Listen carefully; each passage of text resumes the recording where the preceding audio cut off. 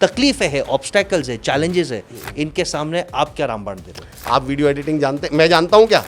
तो अब मैंने ये सोचा नहीं यार, मैं तो ऑफलाइन ही करूँगा, मतलब दुनिया ऑनलाइन में आ जाए, मैं ऑफलाइन करता रहूं और फिर बाद में शिकायत क्या करूं, मेरे धंधे को ऑनलाइन वाले खा गए। आपको मना किया था किसी ने? आई थिंक जो हमारे एंटरप्रेन्योर व्यूवर्स को, स्टार्टअप वाले को, एंटरप्रेन्योर होता क्या? मैंने कहा दोस्त, एक साल मेरे कहने से तुम एंटरप्रेन्योर मत बनो, तुम इंट्राप्रेन्योर बनो। परफेक्ट। सचिन को देख लो, best batsman but a very poor captain. Dhoni को देख लो, good batsman but not the best, not the best, but Dhoni को पीपल मैनेजमेंट आता था। इस देश को आधा बर्बाद, तो आधा नहीं 90% बिजनेस इंडस्ट्री को और सेल्स इंडस्ट्री को सर, इसे एक लाइन ने कर दिया गंजे को कि सेल्समैन वो जो गंजे को भी, बहुत गलत है। मैं कहता हूँ वो ठग है, ठग है, फ्रॉड है, वो चोर है। बिजनेस हार्टेड, बोले जी ये क्या होता है? मैंने कहा बिजनेस माइंडेड उसे बोलते हैं जो दूसरे की जेब से पैसा निकाल ले, और मैंने कहा बिजनेस हार्टेड उसे बोलते हैं जो अपनी जेब से निकालना जानता हो, बिल्कुल, जो सर्विस देना जानता हो, जो एक्स्ट्रा देना जानता हो। हमारे लोग 90% बिजनेस माइंडेड है सर, और वो अपने आप को बिजनेसमैन कह रहे हैं। तो क्या सिर्फ लड़का दिख कर रिश्ता करते हैं? नहीं, फिर मारते हैं। घर अपना है, किराए का 1 मंजिल है, 2 मंजिल है, जेठ ससुर तो शराब तो नहीं पीते। मेरा एक सवाल है, शादी तो लड़के से करनी है ना, जेठ ससुर पीते भी होंगे तो क्या? तो दोस्तों मिलते हैं द पावर हाउस मिस्टर अमर चौधरी, जिनके इंट्रोडक्शन एक ही लफ्ज काफी है, LLB। अभी ये मुन्ना भाई LLB वाले नहीं है। ये LLB कौन है? लाइफ, लीडरशिप और बिजनेस कोच, यानी एक समुंदर ऑफ नॉलेज, एक ऐसा इंसान जो आपकी लाइफ को मोटिवेट करके प्रैक्टिकली आपको हिलाकर आपको 100x ग्रो करेगा। तो वेलकम करते हैं हमारे खास गेस्ट मिस्टर अमर चौधरी को। मेरी भाई बहुत बहुत धन्यवाद, बहुत बहुत आभार। आपसे बात कर कर मुझे लिटरली, जब मुझे पता चला कि आपके साथ पॉडकास्ट है, तो मुझे लगा कि आहा, मजा आ जाएगा आपसे बात करके। सर खूब जमेगा रंग जब मिलते हैं 3 यार, हाँ बेजी सर, अमर भाई और हमारे एंटरप्रेनर्स। हाँ, क्या बात है। ऐसा मुझे लगता है। तो अमर भाई बहुत इंस्पायर्ड हूँ, आपकी पर्सनैलिटी, आपकी ऊर्जा फैंटास्टिक है। जो भावना है कि लोगों को इंस्पायर करके ग्रो करना, ये बहुत कम लोगों में ये भावना रहती है। तो मैं स्टार्ट करता हूँ कोर मुद्दे से। जी भाई मैं मोटा मोटी हर साल 50,000 प्लस एंटरप्रेनर्स को मिलता हूँ, ऑनलाइन ऑफलाइन, ओके, जिसमें से 2,000-3,000 को हम कोच भी करते हैं, डीप कोच, 9 महीना 12 महीना। 95% हमारे देश के जो MSME एंटरप्रेनर्स है वो पीड़ित है। ये हार्श रियलिटी है। मोदी जी प्रयास कर रहे हैं, अच्छे दिन आ रहे नहीं आ रहे, लेकिन वो पीड़ित है। और पीड़ित किसके सामने है? रावण के 10 सिर। हाँ रावण के 10 सिर के सामने पीड़ित है, और आज आपको इसका इलाज देना है, आपको रामबाण देना है। बिल्कुल ठीक है, 10 सिर समझ लेते हैं। बताइए। 5 है एक्सटर्नल ट्रबल्स, 5 है इंटरनल ट्रबल्स। एक्सटर्नल ट्रबल्स यानी बेचारा धंधा करता है, तो पहला है ई कॉमर्स, क्विक कॉमर्स, समझ में नहीं आ रहा, यूथ वहां से ही धंधा कर रहे हैं, हमारे दुकान पे, हमारे फैक्ट्री पे आ नहीं रहा है। सेकेंड है चेन स्टोर्स, कोई 50 दुकान लेके बैठा है, जैसे डीमार्ट है, मैं एक दुकान लेके बैठा हूँ, उनके साथ compete कैसे करूँ। थर्ड है जाइंट्स, अंबानीज, अडानीज, टाटास, बिरलास, वो हर फील्ड में घुस रहे हैं, वो पैसा फेंक तमाशा देख कर रहे हैं, मेरे पास उतने पैसे नहीं है। चौथा AI आके इतना जॉब्स बिजनेस डिस्टर्ब कर रहा है, 10 साल के बाद कुछ रहेगा नहीं रहेगा, क्वेश्चन मार्क है। एंड लास्ट है फंडेड स्टार्टअप्स। 50 लाख के टर्नओवर करने के लिए वो 200 करोड़ का लॉस कर सकते हैं, मैं 50 लाख के टर्नओवर करने के लिए 1 रुपए का लॉस नहीं कर सकता। नहीं कर सकता। तो ये 5 रावण है। वही 5 इंटरनल रावण। ये बेचारा एंटरप्रेनर रामू काका 12 घंटा 18 घंटा रोज काम करता है, तो एक अपने शरीर को टाइम नहीं दे सकता, ये छठा हो गया। सातवां परिवार को टाइम नहीं दे सकता, बीवी परेशान, बच्चे परेशान, दिवाली ब्रेक नहीं, क्रिसमस ब्रेक नहीं, कोई गिफ्ट नहीं। फिर वो टीम टिका नहीं सकता, उसको आदमी नहीं मिलता, वो सिस्टम बना नहीं सकता, और लास्ट पैसे की गुंजाइश में पैसे ही नहीं उसके पास। टैक्स भर रहा है, GST भर रहा है, लोन्स भर रहा है, EMI भर रहा है। लास्ट में वो एंटरप्रेनर मुझे बोलता है, सर हम गधे हैं, हमारा जन्म हुआ है चक्की पीसने के लिए, EMI चुकाने के लिए, जवाबदारी पूरे करने के लिए, और हम मर जाएंगे। अब ये रावण के सामने रामबाण, ये जो तकलीफें है, ऑब्स्टेकल्स है, चैलेंजेस है, इनके सामने आप क्या रामबाण दे रहे हो? विजय भाई, एक तो आपने जो शुरुआत, पिच, जो टोन सेट करी है ना इस पॉडकास्ट की, वो अपने आप में कमाल है। ये जो आपने रावण मुझे बताए ना, हालांकि इसमें आपने बोला कि एक एक्सटर्नल है 5 और 5 इंटरनल है जी, और थोड़ा सा और आपने कहा था ना हम डीप कोचिंग करते हैं, अगर हम थोड़ा सा और गहरा जाएं जी, तो मैं कहता हूँ ये 10 के 10 इंटरनल है सर। बिल्कुल। इनमें से एक भी एक्सटर्नल है ही नहीं। मैं सिद्ध करके बताता हूँ, मैं उदाहरण देके बताता हूँ। बीजी भाई ये छत टपक रही है, और जब ये छत टपक रही है तो फर्श पे क्या पड़ रहा है? गड्ढा। तो इतना सा गड्ढा होता है। अब मैं जरा सा सीमेंट लाता हूँ, उस गड्ढे पर डाल देता हूँ, उसे भर देता हूँ। 2 घंटे बाद वापस आता हूँ, गड्ढा इतना बड़ा। अब मैं एक मुट्ठी सीमेंट लाता हूँ, उस पर भर देता हूँ।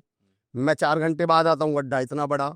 अब मैं एक तसले में सीमेंट भर के लाता हूँ, फिर मैं कल आता हूँ, एक बोरी सीमेंट डालना पड़ता है, फिर मैं चौथे दिन आता हूँ, पता चला उसमें तो एक बुग्गी डालना पड़ गया। अगर हमने इस गड्ढे में सीमेंट डालने की बजाय सिर्फ इतना सा सीमेंट वहां डाल दिया होता तो वाह। हमारी समस्या ये है कि उम्र भर हम ये खता करते रहे, धूल चेहरे पे थी और आईने सफा करते रहे। प्रॉब्लम बीजी भाई कहीं और है, जी। हम उसका सॉल्यूशन कहीं और ढूंढ रहे हैं। सिद्ध करके बताता हूँ सर, उदाहरण देके बताता हूँ। चलिए। आज से 20-25 साल पहले आपको ध्यान होगा सर, एसटीडी पीसी हुआ करते थे। हाँ। हम कह रहे हैं एमएसएमई के सामने प्रॉब्लम्स क्या है? प्रॉब्लम्स क्या है कि भाई कि ई कॉमर्स आ गया, प्रॉब्लम्स क्या है, एआई आ गया, प्रॉब्लम्स क्या है, और ये तो बहुत बड़ी प्रॉब्लम्स है। मेरा एक सवाल है बीजी भाई, 20-25 साल पहले एसटीडी पीसीयू हुआ करते थे, जी। एसटीडी पीसीयू के धंधे को कौन खा गया सर? Mobile phone. मोबाइल खा गया। Yes. पहले सर कपड़े टेलर्स हुआ करते थे, कपड़े जो सिलते थे, उनके कपड़े के टेलर्स के बिजनेस को, धंधे को कौन खा गया? ये जो कपड़े की दुकान है, मॉल्स है, ऑनलाइन एप्स है, वो लोग रेडीमेड। रेडीमेड। यस। दुनिया का सबसे बड़ा झूठ सर, एसटीडी पीसीयू के धंधे को मोबाइल ने नहीं खाया। मेरा एक सवाल है सर, जब उसके एसटीडी पीसीयू पर डेली 500 लोग कॉल करने आते थे, धीरे धीरे मोबाइल आने लगे और अगले दिन 500 की जगह 450 लोग आए, फिर अगले महीने डेली 400 लोग आए, अगले महीने 350 आए, तो ये एसटीडी पीसीयू वाला मंगल ग्रह पे रह रहा था क्या? इसको समझ में नहीं आया था कि मार्केट में मोबाइल आ चुके हैं। ये 500 लोग कस्टमर किसके थे? उसके ही थे। उसी के थे ना जी। अगर उसने एसटीडी पीसीओ की उसी दुकान में इधर एक रैक बनाकर 4 मोबाइल और 4 सिम रख लिए होते, तो वो मोबाइल वाला मोबाइल किससे खरीद रहा होता? इससे खरीद। तो कस्टमर तो इसी का था ना। इसको इसने कसम खाई। मेरे मित्र हैं सुमित मिश्रा जी, वो जो अभी आऊंगा उनकी बात पर, वो जो टेलर कह रहा है जी मेरे धंधे को रेडीमेड खा गया। मेरा एक सवाल है, पहले आपसे महीने में 500 लोग कपड़े सिलवाने आते थे, अगले महीने आपने देखा आपकी बात तो 400 ही आए हैं, फिर आपने देखा 300 ही आए हैं, तो आप भी तो इसी ग्रह पर रह रहे होंगे। जब रेडीमेड कपड़ों की दुकान खुल रही होंगी तो आपको भी तो पता चला होगा। आपसे ज्यादा कपड़ों की जानकारी थी क्या जिसने रेडीमेड की दुकान खोली है? वो तो एक नए लड़के ने 500 कहीं से 2-4 लाख रुपए का इंतजाम करके कपड़े की दुकान खोल ली, पर कपड़े की एक्सपर्टीज किसके पास थी? कपड़े का मास्टर कौन था? अगर उसके दुकान खोलने से पहले आपने रेडीमेड रखना शुरू कर दिया होता, तो वो 500 के 500 कस्टमर किसके पास कपड़े खरीदते? उनका ट्रस्ट किस पे था?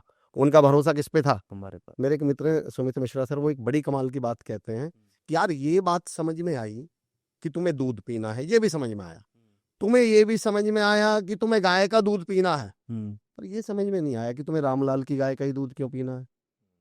तुम्हें तो गाय के दूध, वो श्यामलाल की भी होगी तो क्या फर्क पड़ जाएगा? बिजनेसमैन का काम क्या है सर? कस्टमर को ढूंढ के वैल्यू देना, प्रॉफिट कमाना। प्रॉफिट कमाना। यस। तो उसने कसम खा रखी है कि मैं तो कपड़े ही सिल के कमाऊंगा, रेडीमेड बेच के क्यों नहीं कमा रहा था वो?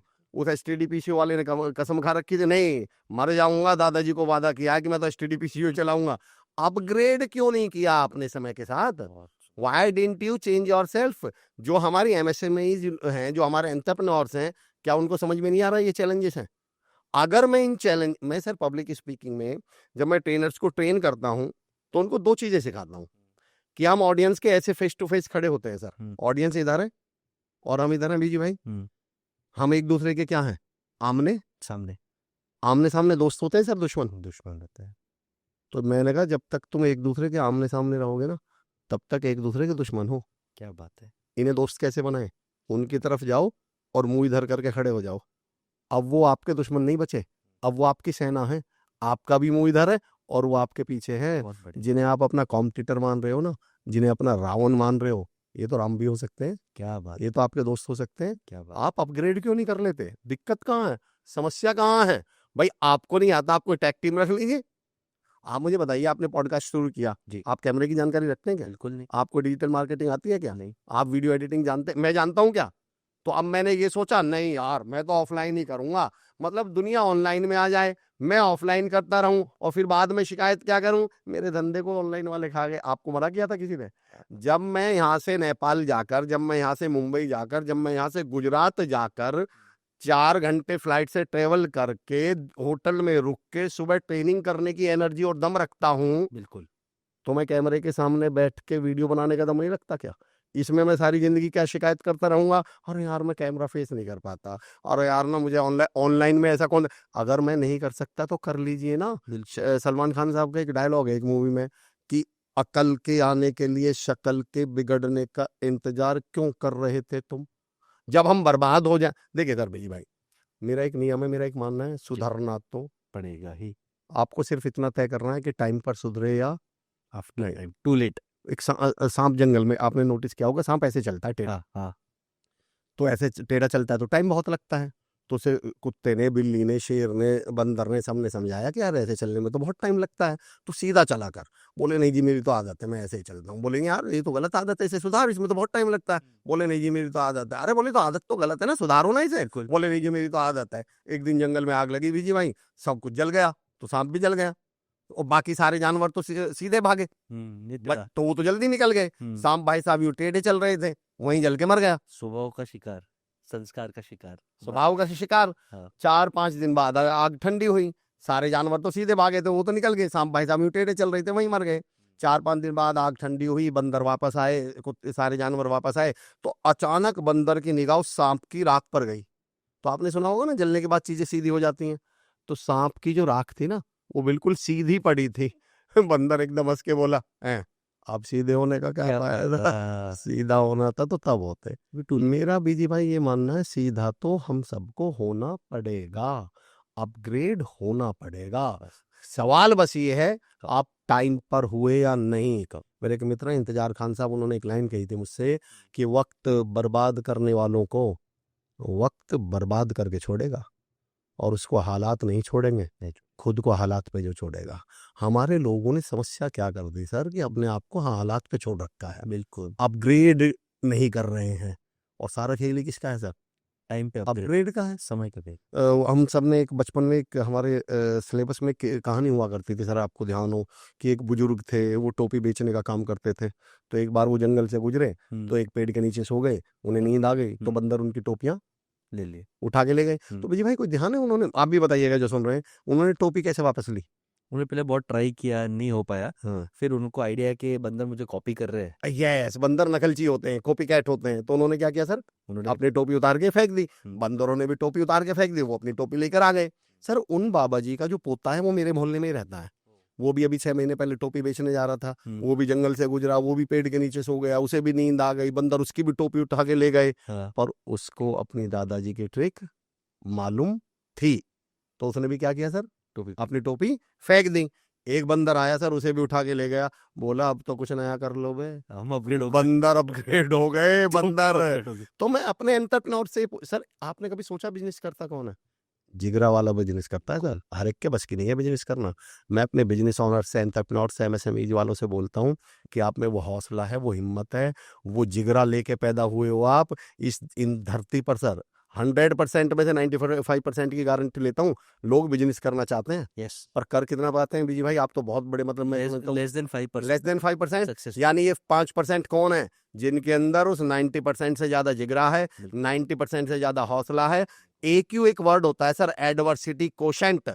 हमारे एमएसएमई वालों का, हमारे एंटरप्रेन्योर्स का, माफी के साथ एक वर्ड यूज कर रहा हूँ, भारत जैसे देश में जहां बिजनेस की फेवरेबल बहुत कंडीशंस हैं नहीं, यहाँ स्टार्टअप्स को बहुत वेलकम नहीं किया जाता। सही बताऊं, यहाँ तो बिजनेसमैन के बारे में कहा जाता है, अरे सर ये है, वैसे चोर है, चोर हैं।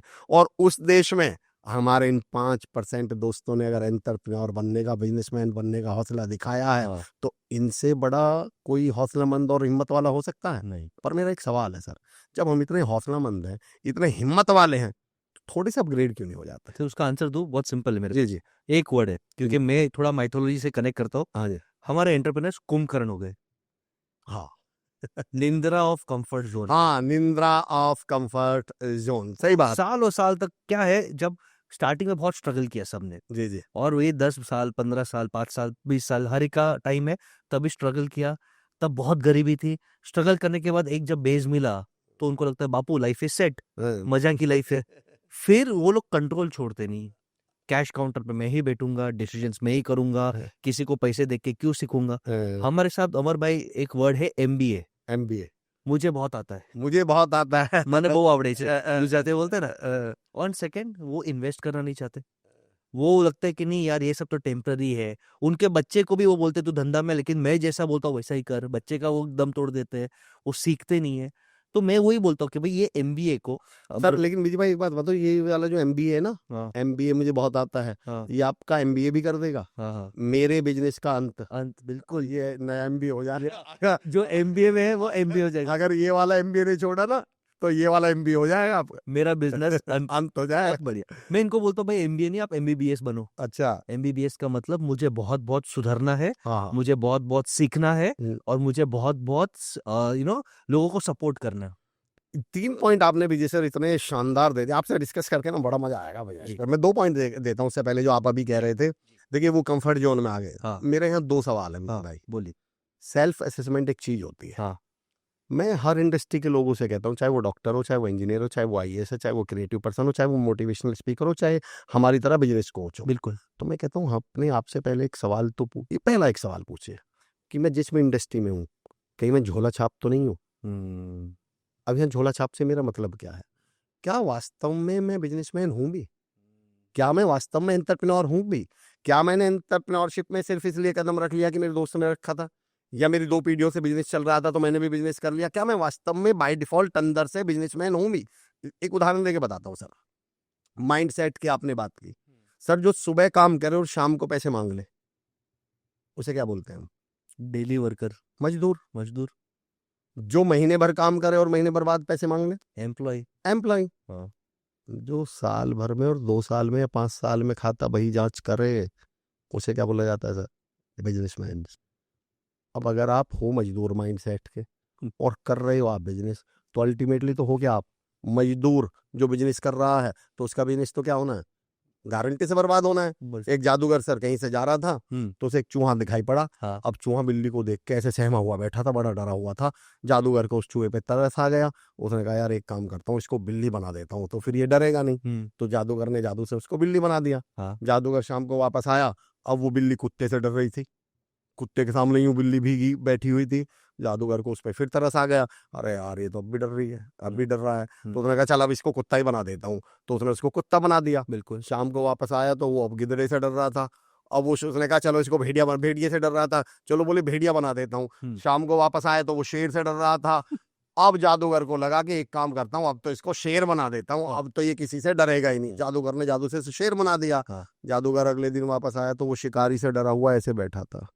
जादूगर ने वापस उसको चूहा बनाते हुए बोला कि बेटा मैं तुझे कुछ भी बना लूं, तू अंदर से तो चूहा ही रहेगा, मैं तेरा कुछ कर नहीं पाऊंगा। मेरा सवाल ये है कि आप अंदर से बिजनेसमैन हैं भी, अंदर से एंटरप्रेन्योर हैं भी, सबसे पहले तो ये चेक कीजिए। और अगर आप अंदर से एंटरप्रेन्योर या बिजनेसमैन होते, तो मैं तो बिजनेसमैन और एंटरप्रेन्योर से जो आप कंफर्ट जोन की बात कर रहे हैं, मैं तो ये कहता हूँ कि दिल में जुनून, पाँवों में चक्कर बांध रखा हो। बिजनेस में वो आए जिसने बिस्तर बांध रखा हो।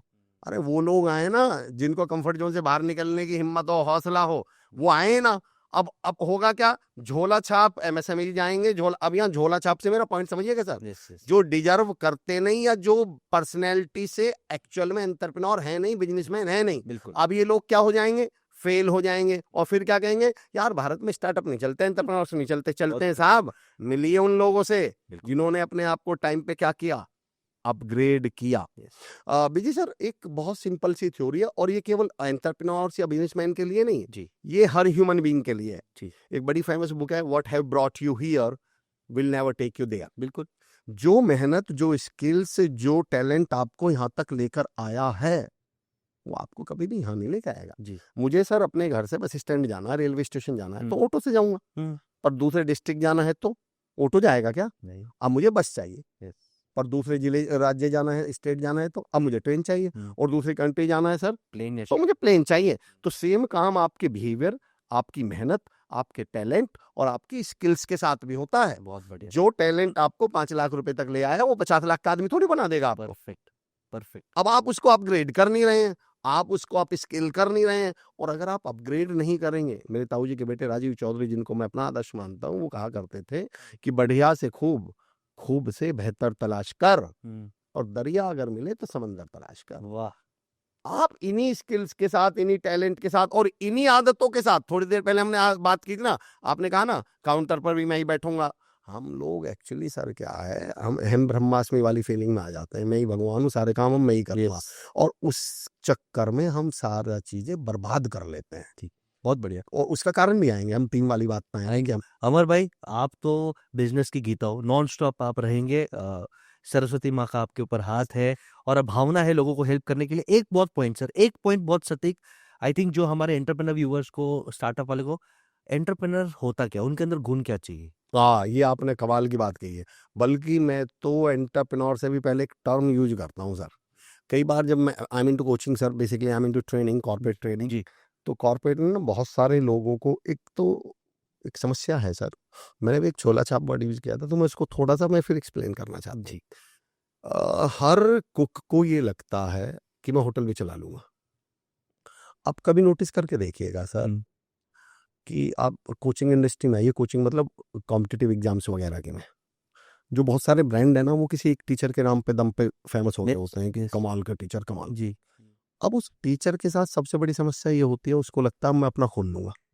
हम्म, तो फिर तो क्योंकि ये तो मेरे दम पे चल रहा है। हर कुक को ये लगता है कि ये जो ढाबा, ये जो होटल है, लोग तो खाने की तो तारीफ कर रहे हैं, तो ये मेरे दम पे चल रहा है। अब वो गलती क्या करता है, वो होटल खोल लेता है। उसे बाद में समझ में आती है साहब, अच्छा कुक होना और अच्छा एंटरप्रेन्योर यानी ऑनर बिजनेसमैन होना, इसमें जमीन आसमान का अंतर है। परफेक्ट, बहुत बढ़िया। विजय भाई, एक सवाल पूछता हूँ मैं सुबह ही, और ये लीडरशिप में मैं सोच रहा था, मैं सुबह ही एक सोच रहा था बात को। आप मुझे किसी भी देश की क्रिकेट टीम का जो कैप्टन है, क्या वो इस देश का सबसे अच्छा बैट्समैन है? शायद नहीं। क्या वो उस देश का सबसे अच्छा बॉलर है? शायद नहीं, फिर वो कैप्टन कैसे है?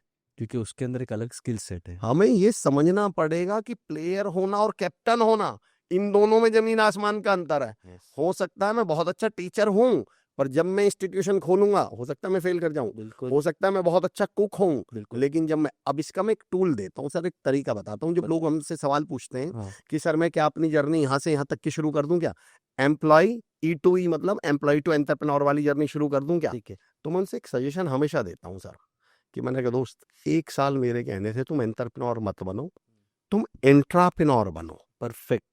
अब बीजी भाई, इंट्राप्रेन्योर शब्द बहुत सारे लोगों के लिए नया होता है। यस, हम बहुत यूज करते हैं उसको सर। आप बिल्कुल करते हो कि यार आप तो ओशियन है सर कोचिंग इंडस्ट्री में, और लेकिन जब लोग नए होते हैं वो इसकी दूरी नहीं समझ पाते। बिल्कुल। तो मैं ये बताता हूँ, सबसे आसान तरीका एंट्राप्रेन्योर बनिए। अब जाहिर सी बात है, एंट्राप्रेन्योर क्या हुआ, मैं कहता हूँ वो एम्प्लॉय जो नौकरी करते समय मालिक के माइंडसेट से नौकरी कर सकता हो। यस। एक साल चेक कर लीजिए। यस। बोले साहब कैसे चेक करें? मैंने कहा ऑफिस कितने बजे खुलता है? बोले जी 10 बजे। मैंने कहा एक साल 9:30 बजे जाके देखो। परफेक्ट। अगर तुम आधा घंटे पहले जाने की हिम्मत और ताकत रखते हो, हम्म। तो तुम समझना हाँ मैं अपना काम शुरू कर सकता हूँ। मैंने कहा ऑफिस बंद कितने बजे होता है? बोले 6 बजे। मैंने कहा 6:30 तक रुक के देखो। अगर तुम 6:30 बजे रुकने की हिम्मत रखते हो, हौसला रखते हो, अगर तुम किसी हॉल के पास से निकल रहे हो और वहां की जलती हुई लाइट तुम्हें पेन और दर्द देती है, अगर तुम किसी के चेहरे पे, आपके डिपार्टमेंट का बंदा नहीं है, आपकी कंपनी का है, पर आपका उससे कोई लेना देना नहीं है, पर आप तब भी उसकी आगे बढ़ के हेल्प कर सकते हो, सपोर्ट कर सकते हो, साथ दे सकते हो। और मैंने कहा पूरे साल अपने आप से 2-3 सवाल पूछ लेना। कॉस्ट कटिंग कर सकते हो क्या? हाँ जी। बिफोर टाइम पहुंच सकते हो क्या? हाँ जी। टीम को सपोर्ट कर सकते हो क्या? हाँ जी। वो टीम जो आपकी टीम नहीं है उसे भी सपोर्ट कर सकते हो क्या? हाँ जी। सर्विस माइंडसेट है क्या? हाँ जी। क्लाइंट जब कुछ गुस्सा करता है, लड़ता है, झगड़ता है, तब भी आप कूल रह के, जी जी साहब आप चिंता ना करें, क्या आपको अपनी इमेज की, ब्रांड की चिंता है? और मैंने कहा साल भर अगर ये सब कर पाओ तो 1 साल बाद एंटरप्रेन्योर बनने की सोचना। बिल्कुल। वरना चुप बहुत बढ़िया नौकरी कर रहे हो, करते रहना, यस। कोई फायदा है नहीं। वरना बाद में आके आप इंडस्ट्री को गाली देने वाले हो, और बाद में आके आप कहानियां सुनाओगे एंटरप्रेन्योर, अरे नहीं नहीं यार भारत में एंटरप्रेन्योर्स को नहीं पूछा कुछ जाता। नहीं है। हाँ, कुछ नहीं रखा इन चीजों में। तो मैं ये कहता हूँ सर 4-5 गुण, उनमें से एक गुण बताता हूँ सर। ठीक है। गुण तो कई सारे चाहिए सर, उनमें से एक गुण बताता हूँ। एक मेरा फेवरेट गुण है ऑनरशिप, और एक मेरी फेवरेट थ्योरी है सर, डू यू गिव चटनी। हम्म, हालांकि मैं इसे एम्प्लॉय के लिए भी मानता हूँ, प्रोफेशनल के भी लिए मानता हूँ, मैं तो हर उस इंसान के लिए इस थ्योरी को मानता हूँ हम्म, जो इंसान जिंदगी में तरक्की करना चाहता है। बिल्कुल। पर एंटरप्रेन्योर्स के लिए तो इसको मैं ब्रह्म वाक्य मानता हूँ। जी। अब ये डू यू गिव चटनी क्या है, पहले सर इसको समझते हैं। ये चटनी थ्योरी बीजी भाई है क्या? हाँ। बीजी भाई, अभी आपको भूख लगती है, आप और विशाल भाई, अंशुल भाई सोचते हैं, मैम सोचते हैं, चलो यार ब्रेक हुआ, समोसा खाने चलते हैं। बढ़िया। मुंह में पानी आ गया सर। जी। आप बाहर निकल देखो, अच्छे बिजनेसमैन की कॉस्ट कटिंग मैंने कहा था ना, पहचान ही है जो समोसा खाने खाए जाए और पानी फ्री का पी ले। जैसे मुंह में आ गया उससे ही काम चलाते हैं, तो आपने कॉस्ट कटिंग का, आप पक्के वाले बिजनेस को जो है कॉस्ट कटिंग पे काम कर रहे हैं आप, ये ठीक है।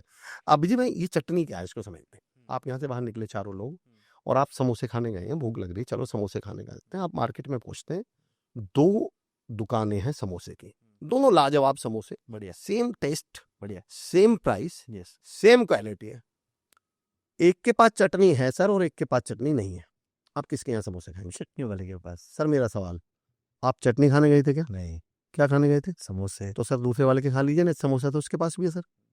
बट समोसा का मजा चटनी के साथ और बेटर होता है। बीजी भाई मेरा अगला सवाल, जी। क्या वो समोसे वाले ने आपसे चटनी के एक्स्ट्रा पैसे लिए हैं? बिल्कुल नहीं।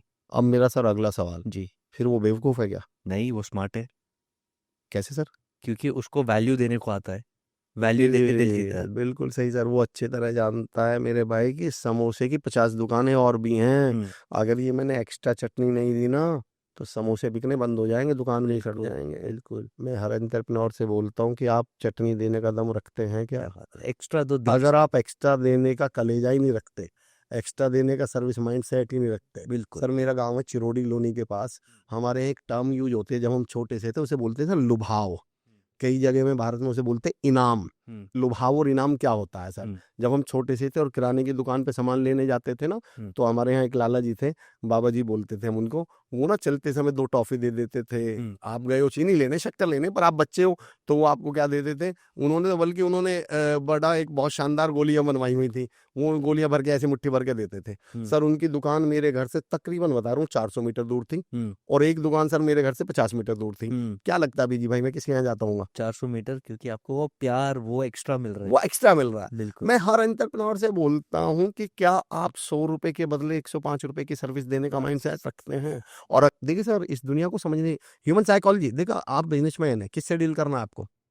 आगे कस्टमर से ही, लोगों से। पीपल, पीपल अल्टीमेटली तो डील किससे करना है? People। तो जब तक हम ह्यूमन साइकोलॉजी को समझेंगे ही नहीं तो परफेक्ट, तरक्की मिलेगी कैसे सर? परफेक्ट। मैं समझाता हूँ ह्यूमन साइकोलॉजी, एक्स्ट्रा सबको पसंद है सर, एक्स्ट्रा। यस। आपने कभी, अच्छा बीजी भाई मेरे बारे में वैसे एक लाइन कही जाती है कि मैं वो कोई एग्जांपल देता ही नहीं जो यूट्यूब और गूगल दे दे, मैं बड़े प्रैक्टिकल और घरेलू उदाहरण दूंगा, बहुत व्यवहारिक सा, फील्ड पे। फील्ड के। यस। आपने कभी मम्मी को या भाभी जी को कभी सब्जी खरीदते हुए देखेगा, वो सब्जी वाले से बोलते हैं भैया 1 किलो भिंडी दे दो। धनिया। धनिया हुआ सर, हाँ। ये एक्स्ट्रा ले लिया उन्होंने, हाँ। पर आप भिंडी में भी क्या, सब्जी में भी नोटिस करना, वो कहेंगे भैया 1 किलो भिंडी दे दो, और जब भिंडी वाला 1 किलो भिंडी तोल देगा, और 3-4 पीस। तो मम्मी को उस 1 किलो भिंडी से तसल्ली नहीं मिलती। 3-4। मम्मी क्या करेगी, 3-4 भिंडी उठाएगी, और उन्हें लगता है कि मेरे बच्चों का पेट इस 1 किलो से नहीं भरेगा, ये जो 3-4 भिंडी हाँ, सही है बात है। ये मुझे बच्चों का पेट भर। सर इंसान 3500 स्क्वायर फीट का प्लॉट लेता है, 3500, पर उसे तसल्ली तब तक नहीं पड़ती जब तक 3 इंच दीवार आगे ना निकाल ले। उसे लगता है मेरे बच्चे 3500 स्क्वायर फीट में नहीं रहेंगे, इस 3 इंच पे ऐसे पैर करके खड़े होंगे। मैं कहता हूँ ह्यूमन साइकोलॉजी समझ क्यों नहीं लेते? मैंने पता इससे क्या सबक सीखा सर, हर इंसान को एक्स्ट्रा पसंद है। तो मैंने कहा वो आपकी जो कस्टमर है वो इसलिए नहीं है कि आपने उसे 1 किलो भिंडी दी है, क्योंकि 1 किलो भिंडी के तो वो पैसे देने, उन्हें अपना हक लग रहा है। वो जो 3 भिंडी आपने दी है वो से आपका क्लाइंट बनाए हुए हैं। बिल्कुल। अब देखो, गोलगप्पे खाने जाते तो लास्ट में वो सूखा पूरी देता है, ब्रेड, ये कुछ देता है, वो एक्स्ट्रा का ही कमाल है, सर वो अजीब, प्यार ही है। एक अजीब गरीब बात बताऊं सर जी। ये आपने बड़ा अच्छा उदाहरण दे दिया गोलगप्पे वालों का। हाँ। मैं एमबीए देखता हूँ, बिजनेस एडमिनिस्ट्रेशन में आदमी एमबीए करके आया, बड़े बड़े इंस्टीट्यूशन से आया। मैं कहता हूँ बिजनेस सीखना हो ना, आप ठेले वालों से सीखना। Perfect example sir. सर मेरी थ्योरी है, उसको मैं यहाँ कनेक्ट नहीं कर पा रहा हूँ, कर पाऊंगा, लेकिन उदाहरण दे देता हूँ ना कि हमें एग्जाम्पल सीखने किन से चाहिए। मैं कहता हूँ असली एमबीए तो ये करके घूम रहे हैं। बिल्कुल। विजय सर आपने इतना कमाल का जो गोलगप्पे वाला, एक्चुअली आप मुझे ऐसा लगता है आप ग्राउंड वाले बिजनेस कोच हैं जो जमीनी हकीकत को समझते हैं ना, वो कमाल की आपने उदाहरण दिया। जी। मैं कहता हूँ सर आप कभी भी कोई बिजनेस स्ट्रेटजी, मुझे लगता है हायर इंस्टीट्यूशन से पहले तो ये लेके आ जाते हैं। बिल्कुल। मेरी एक थ्योरी है सर लीडरशिप पे, मेरी एक थ्योरी एंटरप्रेन्योरशिप पे, जहां मैं ये कहता हूँ सेल्स वालों से, लीडर से, एंटरप्रेन्योर से, कि एक नियम है जिन दुनिया का, इसको नियम को मैंने कहा कहीं लिख लो पेपर पर, कि भरे को भरती है दुनिया मदाम और समंदर में गिरते हैं दरिया तमाम। विजय सर पानी की जरूरत रेगिस्तान को है या समुद्र को है? रेगिस्तान। फिर सारी दरिया और सारी नदियां कहाँ गिरनी चाहिए कायदे से? रेगिस्तान, गिरती कहाँ सर जाकर? ऐसे समुंदर में। सर ऑलरेडी भरे हुए को ये दुनिया भरती है।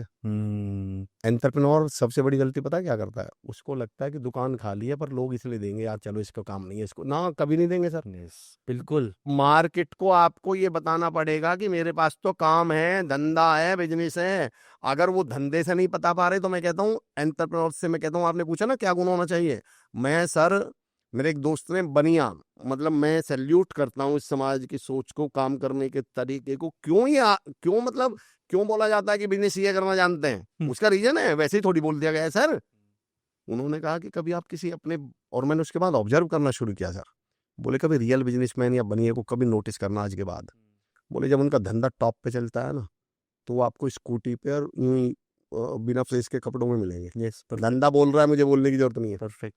और बोले कभी नोटिस कर लेना, जैसे ही धंधा डाउन हुआ तो फिर वो निकालेंगे अपनी BMW, फिर वो निकालेंगे अपनी गाड़ी सूट बूट में, और ऐसे दुनिया को पता नहीं चलने देंगे बिजनेस डाउन हुआ है। दुनिया को लगना चाहिए ना भाई टॉप पे ही है। बंदे में दम है, क्योंकि वो अच्छी तरह जानते हैं भरे को भरती है दुनिया मदाम, समंदर में गिरते हैं। उदाहरण देता हूँ सर, आप स्टेशन पे उतरे, आप दिल्ली आए हो पहली बार, आप एयरपोर्ट पे उतरे, आप स्टेशन पे उतरे सर, बाहर 2 ऑटो खड़े हुए हैं, एक में 3 सवारी ऑलरेडी बैठी हुई है और एक खाली है, आप किस में जाके बैठते हैं सर? मैं तो खाली वाले में जाऊंगा, मैं थोड़ा टेढ़ा हूँ। हाँ, आप थोड़े अमूमन इंसान क्या करता है? बड़े वाले में ही जाएगा। अरे हमें शेयर ऑटो है। अभी आपने गोलगप्पे का उदाहरण दिया था, जहाँ पे भीड़ है वहाँ पे ही खाएंगे। वहीं जाके खड़े होंगे। बिल्कुल। एक्चुअली उसका भरा होना क्या बता रहा है? इसका मतलब इसमें बंदे में क्या है? क्वालिटी है, क्वालिटी है, दम है। और मैंने कहा था कि आप स्ट्रीट वेंडर से ये सारी चीज सीखेगा।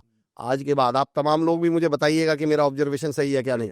सर आपने कभी रोड पे या सड़क पे या बस में मांगने वाले देखे होंगे जो भीख मांगते हैं? Yes yes. मैं चुनौती देता हूँ सर, सुबह के 6 बजे भी अगर वो आपसे भीख मांग रहे हैं तो उनका कटोरा आप खाली नहीं दिखा पाएंगे कभी। बिल्कुल। भरा हुआ है, वो अपने psychology भी। कटोरे में 8-10 सिक्के, 2 10 के नोट, इवन कभी आज के बाद नोटिस करना सर, वो 2-3 बड़े नोट भी डाल के रखते हैं, 50 का और 100 का। Yes yes. एक्चुअली वो 2 मैसेज दे रहे हैं कि भाई तुम अकेले नहीं पैसे दे रहे, तुमसे पहले भी लोग देके गए हैं। 50 वाला और average है। 50 वाले को ये भी बता रहे हैं कि तुम्हारी जेब में अगर 50 हो तो संकोच मत करना, 50 भी दे रखे हैं लोगों ने। हाँ, एवरेज है भाई। आप कभी वो देखना सर, आजकल टोल टैक्स पे हमारे जो थर्ड जेंडर हैं, मतलब आपने देखा वो पैसे लेते हैं जी। आप कभी उनके हाथ खाली बता देना सर, नहीं रहता। वो हाथ यहाँ क्या भर के रखते हैं, यस यस। वो 200 यस 200 300 के नोट यहाँ बंधे रहेंगे, यस यस। तब वो आपसे पैसे मांगेंगे।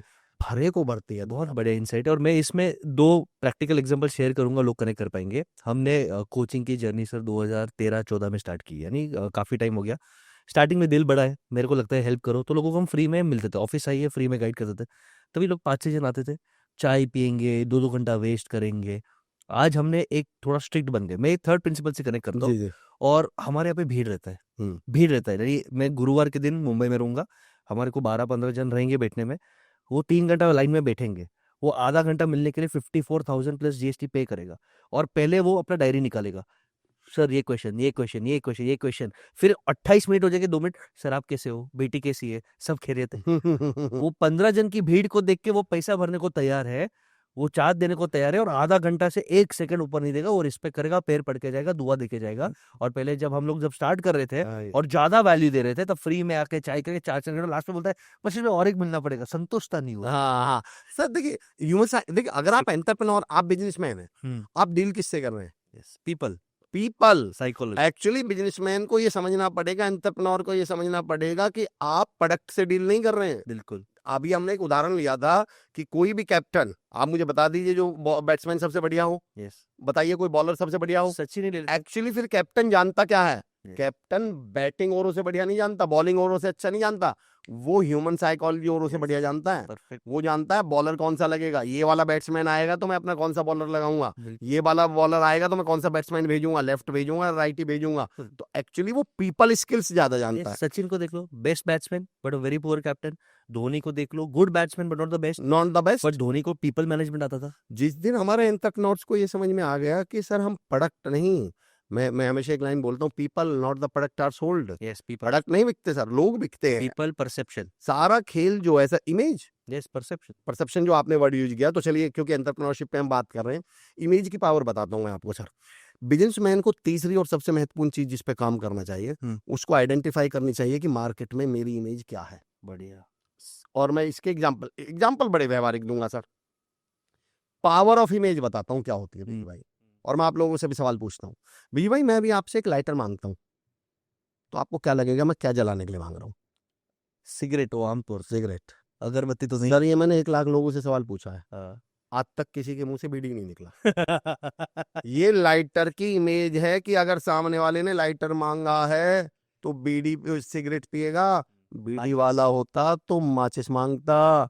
क्यों सर, लाइटर से बीड़ी नहीं जलती क्या? जल सकती पर ये लाइटर की क्या है? इमेज। इमेज है। क्या बात है। मैं हर बिजनेस ओनर से कहता हूँ कि आपको पहले 4-5 साल सिर्फ अपनी इमेज पे काम करना है, उसके बाद आपकी इमेज आपके लिए काम करेगी। इमेज की पावर एक और तरीका सिद्ध करके बताता हूँ। चलिए मैं आपको एक लोयन की पिक्चर दिखाता हूँ, आप लोग भी कमेंट बॉक्स में आंसर दीजिए। मैं शेर की पिक्चर दिखाता हूँ सर, क्या कैरेक्टरिस्टिक्स आएंगे, क्या गुण आएंगे आपके दिमाग में? शेर का रॉयल है, रॉयल है, किंग, किंग है, करेजियस है, majestic, बहादुर है, ब्रेवरी। सर पीकॉक की पिक्चर दिखाऊं तो power of image, beautiful, beauty, dance. Dance, sir मैं लोमड़ी की पिक्चर दिखाऊं तो? चालाक। बीजी भाई आपके प्लॉट पे कब्जा कर लिया क्या लोमड़ी ने? नहीं, कैसे मालूम आपको चला? वो ऐसे स्टोरीज में बताया गया है कि चालाक लोमड़ी का। मैं आप लोगों से पूछता हूँ, आपके एटीएम में से पैसे निकाल रखे हैं क्या लोमड़ी ने? मैं आज तक ताज्जुब करता हूँ, 1 लाख लोगों से पूछता हूँ कि भाई लोमड़ी कभी देखी भी है? रियल में लोमड़ी कभी देख? आपने शेर तो जू में देख भी लिया होगा, लोमड़ी के घर। आप मुझे बता दो लोमड़ी देखे कितने हैं? बहुत। और बच्चे से पूछ लो 4 साल के से, बोले जी लोमड़ी चालाक होती है। How do you know? Clever fox. केवल आपके दिमाग में Image. इमेज। बिजनेस ओनर को, एंटरप्रेन्योर को ये समझना पड़ेगा कि मार्केट में मेरी इमेज क्या है, कि लोग मेरे बारे में बात क्या करते हैं। नहीं साहब, सामने वाले को अगर ऑर्डर दे दिया ना और इन्होंने 5 तारीख बोल दी तो माल सुबह 4 बजे पहुंच जाएगा। अगर इन्होंने हाँ बोल दिया तो काम तुम्हारा होगा, अगर इनसे ऑर्डर दिया है तो उसके बाद फोन उठेगा। आपने ऐसे भी लोग देखे हैं। और मैं एक हाथ जोड़ के एंटरप्रेन्योर और बिजनेस में अगर आप हैं तो एक अपील और भी करता हूँ बोलिए भाई। और वो है आफ्टर सेल सर्विस। वो सबसे इम्पोर्टेंट है। इस दुनिया की जो सबसे बड़ी समस्या हमारे बिजनेस ओनर्स की क्या है सर? मैं बिहेवियरल एस्पेक्ट पे बात कर रहा हूँ सर बिजनेस के। मैं यहाँ टेक्निकल पे नहीं जा रहा हूँ, उसके लिए तो आप मास्टरी है, आपकी एक्सपर्टीज है। लेकिन मैं जो बिहेवियरल, और मैं दावे के साथ कहता हूँ सर, एक पहले यहाँ कॉन्टेक्स्ट सेट कर दो सर, फिर इस वाली बात पे आऊंगा जो मैं अगले एग्जांपल देने वाला हूँ। मैं आफ्टर सेल सर्विस पे बाद में आऊँ, पहले कॉन्टेक्स्ट सेट कर देता हूँ। हम बिजनेस कर रहे होते हैं तो जाहिर सी बात है कोई ना कोई प्रोडक्ट में डील करेंगे, कोई ना कोई तो प्रोडक्ट होगा हमारा, तभी हम बिजनेस कर रहे हैं। बिना प्रोडक्ट के तो बिजनेस नहीं कर रहे होंगे। मेरा एक सवाल है सर, मेरी बेटी के लिए, हमारी बहन के लिए हम रिश्ता देखने जा रहे हैं, हम लड़का देखने जा रहे हैं और हम गए हैं लड़का देखने। तो क्या देखने गए बीजी भाई? लड़का देखने के। मेन जो मुद्दा है, मेन पॉइंट क्या आज हमारा, क्या देखना है? लड़का। मेरा अगला सवाल, तो क्या सिर्फ लड़का देख कर रिश्ता करते हैं? नहीं, फिर उसका घर, माँ बाप, क्या जॉब कर रहा है, क्या गुण है, इनकम। जाते हैं तो नजर मारते हैं, घर अपना है या किराए का, 1 मंजिल है, 2 मंजिल है, जेठ ससुर तो शराब तो नहीं पीते। मेरा एक सवाल है, शादी तो लड़के से करनी है ना, जेठ ससुर पीते भी होंगे तो क्या सास कहीं ऐसी तो नहीं है, बदतमीज तो नहीं है, ननद कहीं ऐसी तो नहीं है, बहुत चालाक तो नहीं है? फिर बाहर निकलते हुए भी देखते हैं कॉलोनी भी है। मेरा सवाल, देखने क्या गए थे? लड़का। तो लड़का ही देख कर रिश्ता किया गया? नहीं, पूरा। तो मैं कहता हूँ आपका प्रोडक्ट लड़का है, पर इस गलतफहमी में मत रह जाना कि सामने वाला रिश्ता लड़का ही देख के करेगा। पूरा वो ससुर को देख रहा है, और ससुर कौन है? वो सिर्फ प्रोडक्ट का मालिक है। आपको लग रहा है कि अरे मेरे यार प्रोडक्ट में, मेरा तो प्रोडक्ट इतना अच्छा है यार, फिर भी लोग क्यों नहीं? क्योंकि लोग प्रोडक्ट से थोड़ी डील करने आए हैं। लड़का, रिश्ता लड़के से ही होगा सर। बिल्कुल। पर देखा ससुर जाएगा, देखी जेठ जाएगी, देखी सास जाएगी। तो मैं लोगों से पूछता हूँ कि पहले ये इस चक्कर में मत पड़ जाइए। केवल प्रोडक्ट देख के लोग डील करते हैं, वो आपका बिहेवियर देख के, आपकी सर्विसेज देख के, आपका कमिटमेंट देख के, आपकी इमेज देख कर, तो पहले तो ये पता कीजिए। एनर्जी भी सब चीजें, सब उसमें काउंट होते हैं सर, सब उसमें काउंट। एक टॉपिक ही है मेरा इस पे तो, सिंबॉलिक कम्युनिकेशन, लेकिन उस विषय पे मैं जा नहीं रहा हूँ। दूसरा जो मैं आपसे कह रहा था, आफ्टर सेल सर्विस। हम लोगों की जो सबसे बड़ी समस्या है sir, as a business owner भी और एज ए एंटरप्रेन्योर भी है, क्योंकि सर अल्टीमेटली हम ह्यूमन बीइंग हैं। आपने मेरे इंट्रोडक्शन में एक बात कही थी, life leadership and business coach, LLB। तो जब मैं शुरुआत कर रहा था इसे, मतलब अपने इस करियर की, तो मैं सोच रहा था लीडरशिप से और बिजनेस से लाइफ कैसे कनेक्ट होती है। भाई लीडरशिप तो अलग चीज हो गई, बिजनेस अलग चीज हो गया, इसमें लाइफ कोच कहाँ से आ गया बीच में? आपस में तो कहीं कनेक्ट नहीं है कई लोगों। तो मुझे समझ में आया, नहीं, असली कनेक्ट तो यही है, लोग ही तो है, लाइफ ही तो है। अल्टीमेटली लोग ही तो है, पीपल ही तो है। वो बिजनेस ओनर अगर फेल हो रहा है, लोग कहते हैं कि सर मेरा बिजनेस नहीं चल रहा। मैंने कहा भाई साहब इस सेंटेंस को करेक्ट करिए। मैं नहीं चल रहा। हाँ, मैंने कहा जिस दिन आप ये समझ गए कि प्रॉब्लम, मैंने कहा था ना शुरू में कि उम्र भर हम ये खता करते रहे, धूल चेहरे पे थी और आईने सफा करते रहे, वो एक साहब जाते हैं डॉक्टर के पास, एक लड़का जाता है, बोलता है डॉक्टर साहब मेरे पूरे शरीर में दर्द है, मैं यहाँ उंगली लगाता हूँ तो दर्द होता है, मेरे तो पूरे शरीर में दर्द है, यहाँ उंगली लगाता हूँ तो दर्द होता है, पूरे शरीर में दर्द है, यहाँ उंगली लगाता हूँ तो दर्द होता है, यहाँ उंगली लगाता हूँ तो दर्द होता है। डॉक्टर साहब ने चेकअप किया, पता चला उंगली में फ्रैक्चर है। अब वो जहाँ जहाँ उंगली लगा रहा है वहाँ क्या हो रहा है, दर्द। हमें लगता है हमारे बिजनेस में दर्द है। मैं कहता हूँ नहीं साहब, एक बार उंगली चेक कर लीजिएगा, बहुत एक बार perfect। थोड़ा सा अंदर से झांक लीजिएगा, मेरी इमेज क्या है, मेरी सर्विसेज कैसी है, मेरा माइंडसेट कैसा है, मेरी कम्युनिकेशन कैसी है, मेरा बिहेवियर कैसा है, मेरा बर्ताव कैसा है। मैं ह्यूमंस सर, मुझे लगता है इससे बढ़िया प्लेटफॉर्म इस एग्जाम्पल के लिए हो नहीं सकता। मैंने अपने करियर में, अपने जीवन में एग्जाम्पल मुश्किल से 1 या 2 जगह दिया होगा, क्योंकि जब ये एग्जाम्पल मैंने सुना, एक जॉन एलिया साहब का शेर है जिसे मैं कभी नहीं सुना था, क्योंकि उस शेर को समझना 1 लाख में से मुश्किल से 1 लोग समझेंगे, इसलिए मैं कहीं नहीं सुनाता। वो नहीं सुना रहा हूँ मैं आपको, क्योंकि मैं उसमें जॉन एलिया साहब की भी बेइज्जती समझता हूँ और अपनी भी समझता हूँ।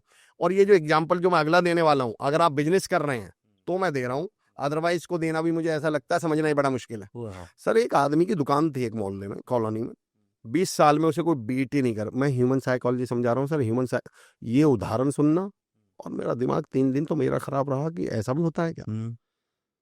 20 साल में वहां 20 दुकानें खुली सर, उसे कोई बीट नहीं कर पाया। कारण उसका बिहेवियर बहुत शानदार, product 1 number, quality 1 number, honesty 1 number, ईमानदार। तो अब किस में बीट करोगे आप? दुकानें खोले फेल हो जाएं, दुकानें खोले फेल हो जाएं, दुकानें खोले।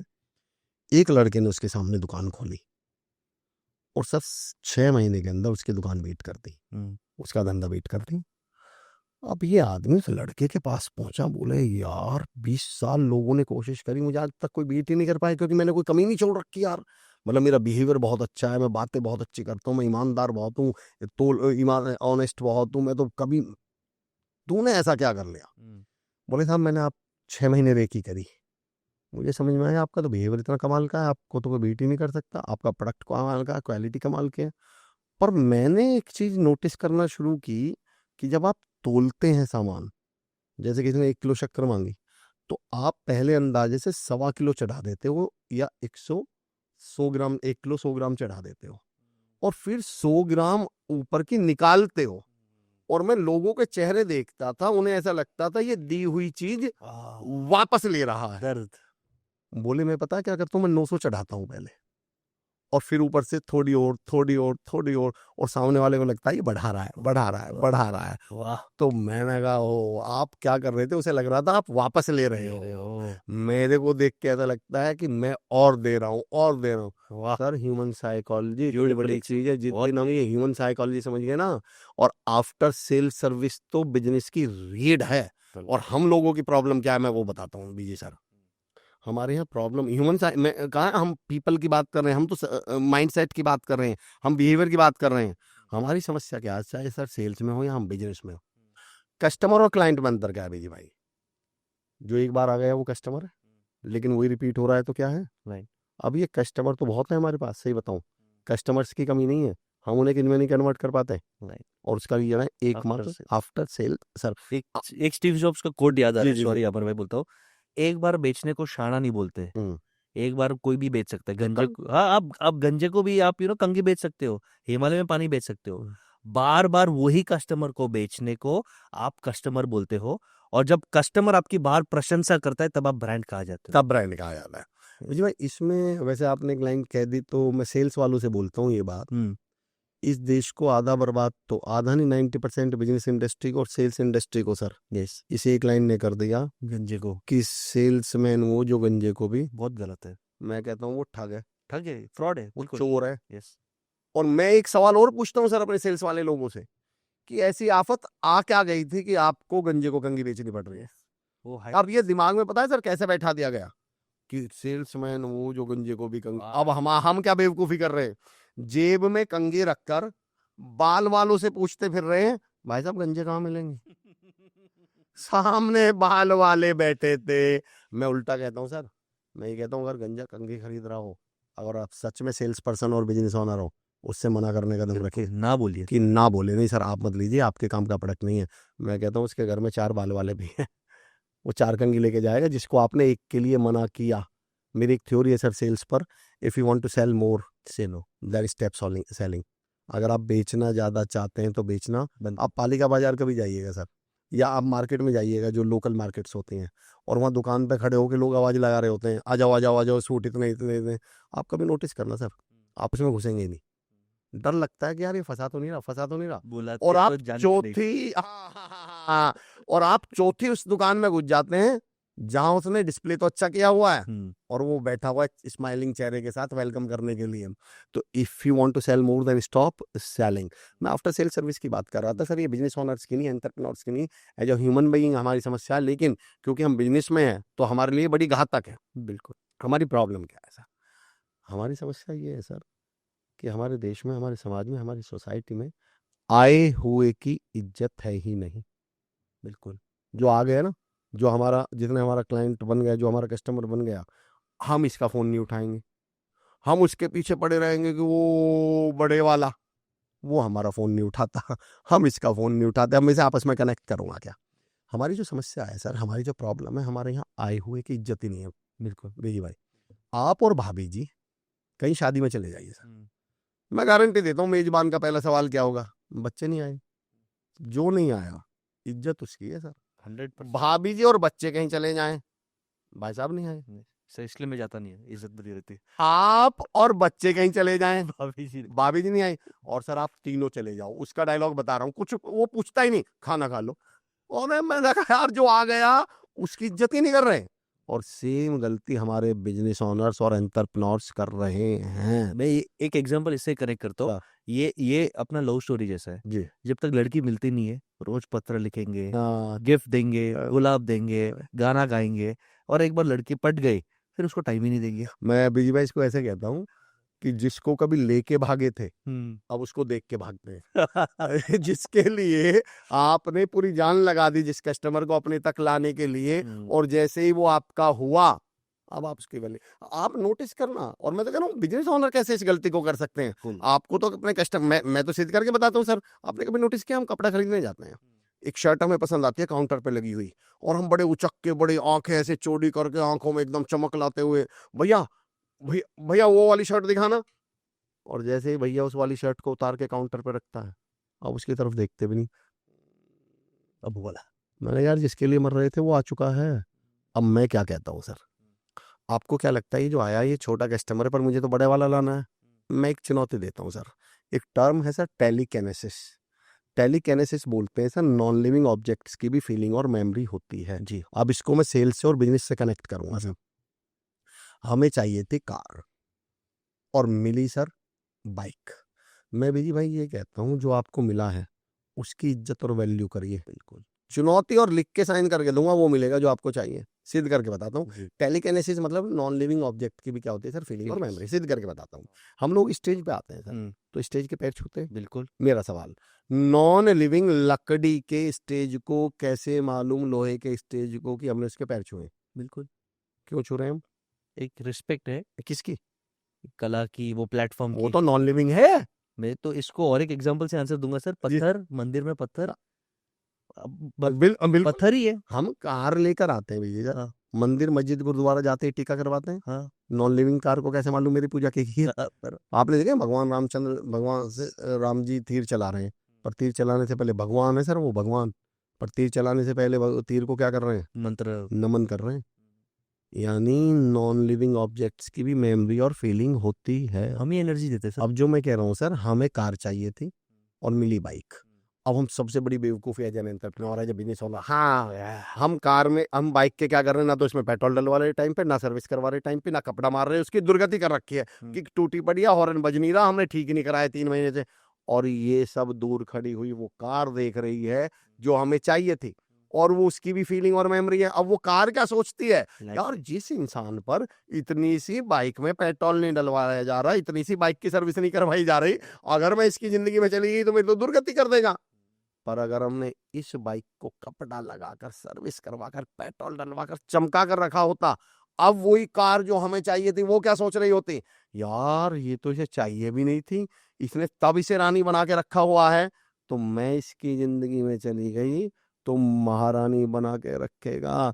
वो जो छोटा कस्टमर आपके पास आया है ना, और जिस बड़े कस्टमर के पीछे आप भाग रहे हो, वो बड़ा कस्टमर ये देख रहा है जिसको इतने से छोटे कस्टमर को सर्विस नहीं दे पा रहा, जो इसके फ़ोन नहीं उठा रहा, जो इसको सर्विस नहीं दे पा रहा, मेरा तो ऑर्डर भी इतना बड़ा है, ये मेरी भाई ये पता कैसी बात है सर, जैसे आप अपने 50 किलोमीटर दूर के रिश्तेदार से पता है क्या करें, सर मैं डेली आपसे मिलने आया करूंगा, सर मैं वादा करता हूँ आपका बहुत ख्याल रखूंगा, सर मैं आपका अपना मैं इतनी रिस्पेक्ट करूंगा। वो फिर पूछता है यार वो जो तुम्हारे चाचा जी रह रहे हैं 50 मीटर दूर, उनके घर किसे कब गए थे लास्ट बार, बोले जी वो तो 3 साल हो गए। तो जो कस्टमर आपका छोटा है और आप बड़ा कस्टमर भी तो देख भाई, वो भी तो आपको देख रहा है। मेरे मित्र हैं किरण मिश्रा जी, वो एक लाइन बोलते हैं सर कि अगर आप बिजनेसमैन या एंटरप्रेन्योर हैं, लेटेड भी आप प्रोफेशनल या कोई भी है, 24 घंटे कोई ना कोई आपको देख रहा है। 100 मार्केट में आपकी एक इमेज जा रही है कि इसका अपने कस्टमर्स को लेकर बिहेवियर कैसा है, इमेज कैसी है। 100% यस, बिल्कुल। और ये मैं बहुत मानता हूँ, क्या होता है ये और एक ह्यूमन साइकोलॉजी है। एक बार पैसा आ गया, समझो रिटेल के दुकान में तो रिपीट कस्टमर्स के चांसेस है, जी। बट कुछ कुछ समझो हम कोर्सेज या वर्कशॉप्स करते हैं, मैंने 80-90% कोचेज का एटीट्यूड दे दिया कि एक बार इसने फी भर दिया, अब ये जिए ये मरे हमारे हमें क्या फर्क पड़ता है। स्ट्रिक्ट बोलते हैं, हमारा ये पॉलिसी है, करना है तो गेट आउट। ये मैंने देखा हुआ है। हाँ जी जी जी। और फिर अचानक मेरा मानना है कि पैसा देने के बाद उसको जितना कमिट किया उससे आप ज्यादा दो, वो आपको 5 टाइम्स बिजनेस ला के देगा। मैं तो ऐसा कहता हूँ साहब कि बिजनेस के मामले में, सेल्स लीडर के मामले में, हम में से 90% लोग नागिन हैं, जो अंडे देकर वापस मुलटते समय खुद ही वापस खा जाती है अपने अंडों को। पहले तो पूरी जान लगाएंगे कस्टमर्स को बनाने के लिए, और जब वही कस्टमर बन गए, हमारे यहाँ एक कहावत है सर कि गोद के को छोड़ के पेट के क्यास नहीं करनी चाहिए।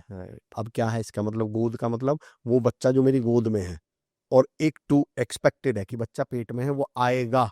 अब इसके चक्कर में कि ये आएगा इसलिए राजकुमार, तो ये आएगा जो मेरे जीवन को तार देगा, ये हाथ में हमने जो हाथ में है उसको ना खाना खिला रहे हैं, ना उसकी वैल्यू कर रहे हैं, ना उस पर टाइम पे ध्यान दे रहे हैं, ना उसे प्रॉपर पानी दे रहे हैं। अब ये तो भूखमरी से मर गया, बिल्कुल ये मरा हुआ पैदा हुआ।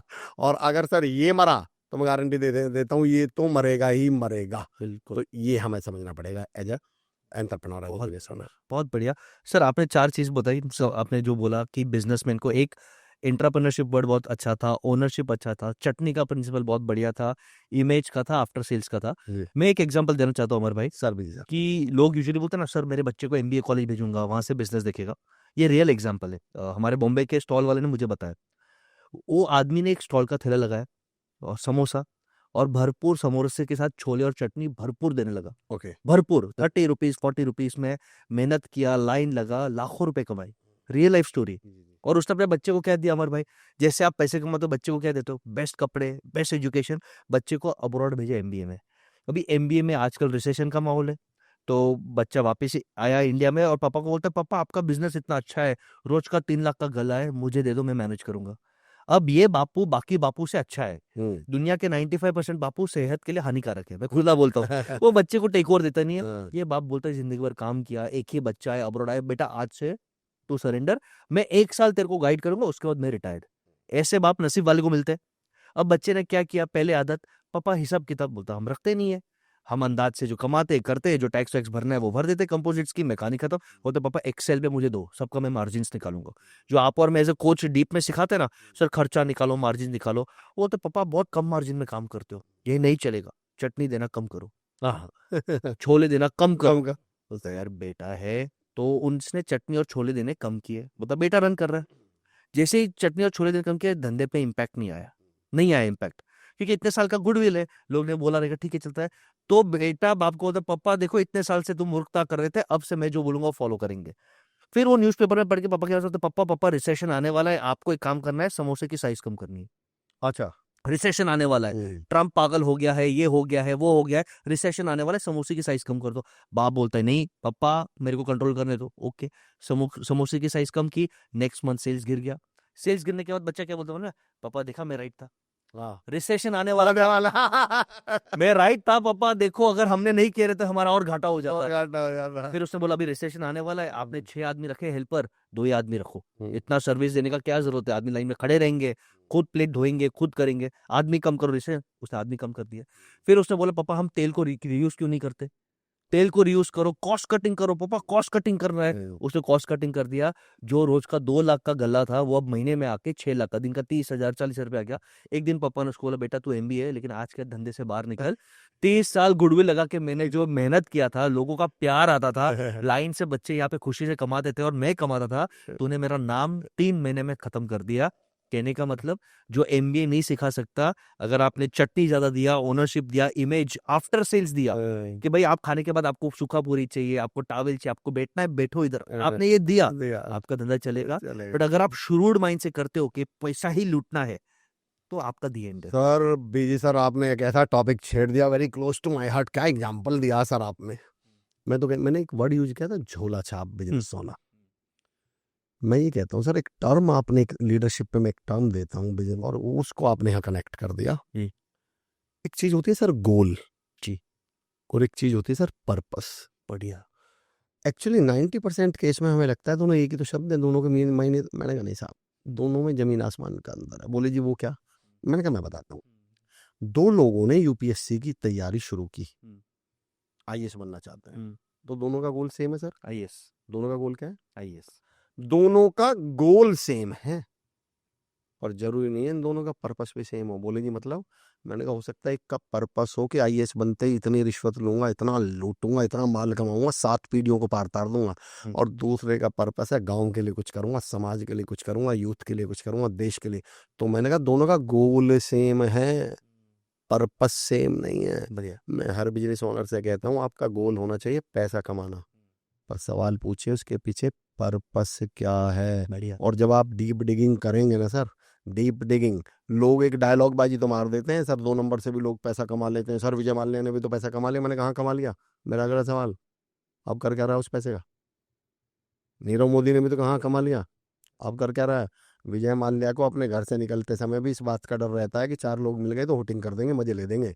सवाल ये, गोल तो अचीव कर लिया, उस गोल के साथ आपका पर्पस क्या था? बीजी भाई इसको थोड़ा और डिटेल करूंगा क्योंकि बड़ी मैच्योर्ड ऑडियंस है हमारी। करिए। सर फूड का, खाने का गोल क्या होता है? न्यूट्रिशन और सस्टेनेंस। सर गोल, फूड का गोल, हाँ, जब हम खाना खाते हैं आप पेट बिल्कुल, भरे। यस, आप बहुत अच्छे पॉइंट पे ले गए सर। खाने का गोल है सर पेट भरना, पर खाने का पर्पस क्या है? न्यूट्रिशन और न्यूट्रिशन जाए, एनर्जी जाए, हेल्थ जाए। अगर मैं केवल गोल की बात करूं तो फिर तो मोमोज भी भर देंगे, हाँ बिल्कुल। फिर तो बर्गर भी अपना गोल पूरा करना है, पिज्जा भी, छोले कुलचे खा लो, हाँ। आप मोमोज खा लो। तो इन्होंने पेट तो भरा, इन्होंने गोल तो पूरा किया, पर्पस। पर पर्पस पूरा किया क्या? अगर आपके बिजनेस का गोल अचीव हो रहा है पर पर्पस अचीव नहीं हो रहा, तो वो बिजनेस आपको बर्बाद कर देगा एक दिन। बहुत बढ़िया, राइट। आपने उस फादर की बात सुनी थी, बोले यार यहाँ लोग आते थे, बैठते थे, हंसते थे, मुस्कुराते थे, तो मुझे बड़ा अच्छा लगता था और मेरा उससे बिजनेस चल रहा था। सर रोजगार विद अंकित एक बहुत बड़ा ऑनलाइन प्लेटफॉर्म है, इस समय हिंदुस्तान के टॉप 3 एडटेक प्लेटफॉर्म पर आता है। 2 करोड़ से ज्यादा बच्चा उनके साथ तैयारी करता है सर। और बच्चों की जो उनके, अंकित भाटी सर फाउंडर हैं, जो फीलिंग है ना सर बच्चों की, अब मैं उनका सिद्धांत बताता हूँ। तो मैंने एक दिन अंकित भाटी सर से पूछा कि अच्छा उनके यहाँ क्या है सर? 2 करोड़ बच्चा सर, 25 लोगों की एक टीम अंकित भाटी सर ने स्पेशली इसलिए रखी हुई है कि किसी बच्चे का सर ऑनलाइन कोर्सेज हिंदुस्तान में पहली बार 700 रुपए से नीचे ला रखे हैं सारे 99% कोर्स, जो 10-10 हजार के थे। तो अब 700 रुपए में भी उन्होंने क्या किया हुआ है, 25 लोगों की एक टीम बैठा रखी है बीजी सर। उसका एक ही काम है कि अगर किसी बच्चे का ये फोन आ गया कि सर मैं तैयारी करना चाहता हूँ एसएससी की या यूपी कांस्टेबल, जो भी करना चाहता है वो बच्चा, पर सर मेरे पास पैसे नहीं है, तो बोले आपको सेकंड क्वेश्चन नहीं पूछना, आप तुरंत कोर्स फ्री कर देंगे उसे। वाह। अब सर मैं एक दिन अंकित भाटी सर से मैंने पूछा, मैंने कहा सर आप 2 करोड़ बच्चा किसको बोलते हैं? सर 5 साल की जर्नी है। 5 साल पहले अपने गांव में, अस्तौली गांव है उनका, सर ऑफलाइन ऐसे घेर में बैठा के बच्चे पढ़ाते थे, और आज 300 लाइव क्लासेस डेली होती हैं, 2 करोड़ बच्चा पढ़ता है। मैंने सर 5 साल में यहाँ से यहाँ तक की यात्रा, इसे मुझे क्रक्स बताओ कि आपकी, मैं कहते हैं ना सर, क्रक्स क्या है इस तरक्की का? तो उन्होंने मुझे एक उदाहरण दिया, और मैंने सवाल ये पूछा था कि सर आप इतना कोर्स तो फ्री कर देते हैं। उन्होंने एक एग्जाम्पल दिया, जो आपने कहा है वहां ले जा रहा हूँ सर मैं उस बात को। उन्होंने कहा अमर भाई, एक समोसे की दुकान पे क्या होता था, भीड़ लगती थी बहुत, तो वहाँ एक आदमी क्या करता था, सामने दुकान पे बैठा रहता था, और जैसे ही भीड़ हो तो वो भीड़ में ऐसे बीच में हाथ करता था, और भीड़ में पता तो चलता ही नहीं, यूं फ्री में समोसे ले और निकल जाए। रोज का उसका यही काम, वो आके बैठे, जैसे ही भीड़ हो बीच में ऐसे हाथ करे फ्री में और निकल जाए। तो बोले एक दिन उस दुकान वाले के दोस्त ने दुकान वाले से कहा कि तुझे पता है वो जो सामने बैठा हुआ ये क्या करता है? बोले क्या? बोले दोपहर जैसे अभी थोड़ी देर बाद, आध पौन घंटा बाद भीड़ होगी ना, ये आता है फ्री में तेरा समोसा लेके चला जाता है, तुझे पता है? बोले हाँ ये तो मुझे पता है। बोले यार पता है, ये 6 महीने से ऐसे कर रहा है, तुझे पता भी है तेरा कितना नुकसान कर रहा है, 6 महीने से ऐसे कर। बोले हाँ मुझे तो पता है। बोले फिर तूने कुछ किया क्यों नहीं? बोले भाई मैं तो ये सोचता हूँ कि ये आदमी 9 बजे सुबह आकर यहाँ बैठकर भगवान से प्रार्थना करता है कि मेरे भगवान इसकी दुकान पे भीड़ कर, और जब भीड़ हो जाए तो बीच में मैं हाथ दूंगा, मुझे फ्री का। बोले ये जिसका एक फ्री का समोसा है यही भीड़ करवा रहा है मेरे यहाँ। जिस दिन इसने दुआ करनी बंद कर दी ना, जिस दिन मैंने ये एक समोसा बचा लिया, दुकान बंद हो जाएगी सर। मैं अक्सर बिजनेस ओनर से कहता हूँ कि मैंने सर बहुत सारे लोग, आपने एक टर्म सुना होगा कि बड़ा बिजनेस माइंडेड है। मैंने कहा मैंने बहुत देखे हैं बिजनेस माइंडेड, पर मैंने बीजी सर बहुत कम लोग बिजनेस हार्टेड देखे हैं। बढ़िया बड़े सर जो मैं वर्ड यूज करूँ बिजनेस हार्टेड, बोले जी ये क्या होता है? मैंने कहा बिजनेस माइंडेड उसे बोलते हैं जो दूसरे की जेब से पैसा निकाल ले, और मैंने कहा बिजनेस हार्टेड उसे बोलते हैं जो अपनी जेब से निकालना जानता हो, बिल्कुल जो सर्विस देना जानता हो, जो एक्स्ट्रा देना जानता हो। हमारे लोग 90% बिजनेस माइंडेड है सर, और वो अपने आप को बिजनेसमैन कह रहे हैं। बिल्कुल आप बिजनेसमैन नहीं है, आप बिजनेस माइंडेड तो हैं। जिस दिन आप बिजनेस हार्टेड हो गए वाह उस दिन आप देखिएगा कि आपका बिजनेस कैसे ग्रो करेगा, कैसे तरक्की करने वाला है, जिस दिन आपने एक्स्ट्रा वैल्यू देना या शुरू कर दिया। बहुत बढ़िया सर। ये पॉडकास्ट तो लंबा चलता रहेगा, बट मैं चाहता हूँ कि ऑडियंस हमें स्पेसिफिक क्वेश्चंस पूछे कमेंट्स में, और आपके तरफ से मैं गिफ्ट अनाउंस करना चाहता हूँ। जी जिसने भी ये पॉडकास्ट में से बेस्ट इंसाइट्स निकाले, वो जन को या तो दिल्ली मुंबई में हम चांस देंगे हमें फिजिकली मिलने का, या एक उनके साथ 10 मिनट का ऑनलाइन सेशन अमर सर का, बसेश भाई का, उनके साथ हम करेंगे, क्या उनके लाइफ को उद्धार करेंगे। क्या हाल है? जिसने भी बेस्ट इंसाइट निकाला कि ये पॉडकास्ट से मैंने ये सीखा जी और ये लाइफ में इंप्रूवमेंट किया, जी और अगर आप पार्ट 2 ये पॉडकास्ट का चाहते हैं, क्योंकि मैं तो चाहता हूँ पार्ट 2 3 4 5 6 होता रहे, आप पार्ट 2 चाहते हैं तो आप लिखे कमेंट्स में पार्ट 2, और हम जल्द पार्ट 2 करेंगे। पॉडकास्ट को समराइज करता हूँ कि आज 7 मेजर इंसाइट्स मिले जो आपके लाइफ को चेंज करेंगे। सबसे पहला कि बिजनेस क्या है, बिजनेस करने का अर्थ क्या है। अगर आप में वो ओनरशिप है, हमने स्टार्ट किया था रावण से और कुंभकर्ण से, ये कुंभकर्ण से निकल के अगर आपके अंदर वो ओनरशिप है, आप चटनी यानी वैल्यू एक्स्ट्रा दे सकते हो, आप अपने इमेज पे काम कर सकते हो, आप आफ्टर सेल्स बढ़िया देते हो, जो कमिट किया उससे ज्यादा देते हो, आप बिजनेस हार्टेड हो। और बिजनेस के कुछ सटीक के entire game is about mindset and about people psychology. ये 7 चीज अगर आपने कर दिया तो आपके सामने रावण कितना भी खतरनाक हो, आप मर्यादा पुरुषोत्तम राम भगवान जैसे सक्सेसफुल रहेंगे।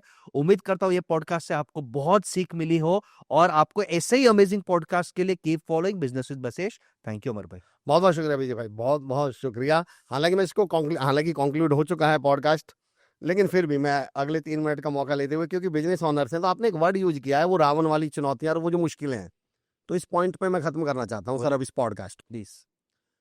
हमें लगता है कि यार जिंदगी में बड़ी मुश्किलें आ रही हैं, बड़ी चुनौतियां आ रही हैं, बड़ी समस्याएं आ रही हैं। मैं एक सेशन ले रहा था बीजी भाई, मैंने एक सवाल पूछा कि मुश्किलें क्या हैं। हम्म किसी ने कुछ बोला, किसी ने कुछ बोला, किसी ने कुछ बोला। फिर एक ने मुझसे पूछा सर आपको क्या लगता है, आपकी नजर में मुश्किलें क्या हैं? हम्म मैंने कहा जी हीरो या महान बनने का अवसर। हम्म बोले जी मतलब? मैंने कहा बजरंग बली का नाम सुना है, हनुमान जी का नाम सुना है? अरे बोले सर कैसी बात कर रहे हैं, भगवान बजरंग, मैं भी बहुत बड़ा भक्त हूँ। मैंने कहा बजरंग बली के जीवन में 2 मुश्किलें आई थी, सीता माता का अपहरण और लक्ष्मण जी की मूर्छा। दोनों मुश्किलें निकाल दीजिए, कहाँ नाम सुना? जी सर। भगवान राम, 2 चुनौतियां आई थी, सीता माता का अपहरण और 14 वर्ष का वनवास। दोनों मुश्किलें निकाल दीजिए, कहाँ नाम सुना है? मैंने कहा चुनौतियों ने राजकुमार राम को भगवान राम बना दिया, बिल्कुल। चुनौतियों ने हनुमान जी को बजरंग बली बना दिया। ये जो चुनौतियां और ये मुश्किलें आती हैं, यही तो बिजनेसमैन को बिजनेसमैन बनाती हैं सर, यही तो हमें एंटरप्रेन्योर बनाती हैं। रात इंदौरी साहब का शेर है सर, ये सहारा ना हो तो परेशान हो जाएं, और मुश्किलें जान ही ले लें अगर आसान हो जाएं। और हम सबसे बड़ी, अच्छा देखो अजीब गरीब बात सर, हम बिजनेसमैन भी बनना चाहते हैं, हम एंटरप्रेन्योर भी बनना चाहते हैं, हम औरों से कई गुना ज्यादा कमाना भी चाहते हैं, पर चुनौती नहीं चाहते, जिंदगी में समस्याएं नहीं चाहते। जी मैं बीजी भाई 2 लोग हॉस्पिटल में एडमिट हैं, हम्म, दोनों की हार्ट बीट आपको दिखा रहा हूँ, ये मेरे तमाम एंटरप्रेन्योर्स भाइयों के लिए है। हम्म, भाई मुश्किलें तो आएंगी, मैं तो ये कहना चाह रहा हूँ। हम्म, जब कोई मुझसे पूछता है सर मुश्किलें बहुत हैं, क्या करें, ये क्या करें ना है, मैंने कहा कभी मत कर देना ये काम। बोले जी मतलब 2 लोग हॉस्पिटल में एडमिट हैं सर, दोनों की हार्ट बीट बता रहा हूँ, ऊपर वाले की ऐसे चल रही है बिल्कुल स्ट्रेट, नीचे वाले की ऐसे ऊपर नीचे चल रही है सर। क्या मतलब है दोनों का? ऊपर वाला कुंभकर्ण ऊपर वाले के पास गया। गया हाँ, और नीचे वाला सर जिंदा है। पर सर देखिए इसकी जिंदगी में तो उतार चढ़ाव चल रहा है, तभी तो जिंदा है। और हम सबसे पहले गलती क्या करते हैं, सुबह सुबह मंदिर मस्जिद गुरुद्वारा जाएंगे और माथा टेक के सबसे पहली प्रार्थना क्या करते हैं कि मेरे मालिक मेरी जिंदगी में उतार चढ़ाव मत दे। शुक्र करो सुन नहीं रहा, बुला लेगा। जिस दिन आपके बिजनेस में, जिस दिन आपके व्यवसाय में धंधे में चुनौतियां आनी बंद हो गई ना, समझ लीजिएगा बुला लेगा। Time up. तो मैं हर एक बिजनेस ओनर से एक बात कहूंगा, जब माइंडसेट और हौसले की बात चल रही है कि चुनौतियां तो आएंगी, बस थोड़ा सा एटीट्यूड बदलिएगा आप। चुनौतियों की आदत ना बीजी भाई मैं तो कहता हूँ कुत्तों की तरह होती है।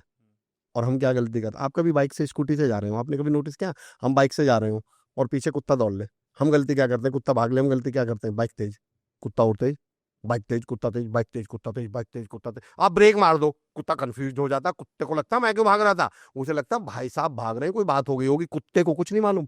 हम क्या करते हैं बिजनेस में, इतनी सी समस्या आई भागना शुरू, इतनी समस्या है। मैं कहता हूँ एक बार ब्रेक मार के उस कुत्ते की आंखों में आंख डाल के घूर के देख लो, वापस ना भाग जाए तो नाम बदल दीजिएगा। आप जितने भी बिजनेस ओनर्स हैं उनको एक लाइन कह के अपनी बात खत्म करता हूँ कि चुनौतियां समस्याएं आएंगी, थोड़ी सी हिम्मत और हौसला दिखाइए, बड़ा बिजनेसमैन बनना है बिल्कुल बिल्कुल। तो 2 लाइन तो मैं तुकबंदी कर रहा हूँ, बहुत बड़े शायर है उनकी लाइन है, पहली 2 लाइन तो मैं ही जोड़ रहा हूँ, पर उनकी लास्ट की 2 लाइन मैं सुनाता हूँ कि कभी तो मेरी दिवाली कर, कभी तो मेरी ईद कर, कोई तो किस्सा बयान चश्मदीद कर, और कब तक चिराग अपना हवा से बचाएगा, उठ और हवा के गाल पे चांटा रसीद कर। अगर आप बिजनेसमैन हैं, एंटरप्रेन्योर हैं, तो उठिए और उन मुश्किलों के गाल पे चांटे मारिए और मुश्किल भाग जाएंगी। तो मैं ये कह के बात अब खत्म बिल्कुल, और इसको कंक्लूड करता हूँ और एक बार, ये मत कहो खुदा से कि मेरी तकलीफें बड़ी है, ये को तकलीफों को कि मेरे खुदा बना बड़ा है क्या बात है। तो आप हमेशा भगवान से ये पूछिए कि मुझे सद्बुद्धि शक्ति दीजिए, तकलीफ आने दीजिए, वो तकलीफों से मैं 100x ग्रो करता हूँ। यही प्यार और आशीर्वाद से आज का ये पॉडकास्ट कंक्लूड करते हैं। Keep watching business with Basesh.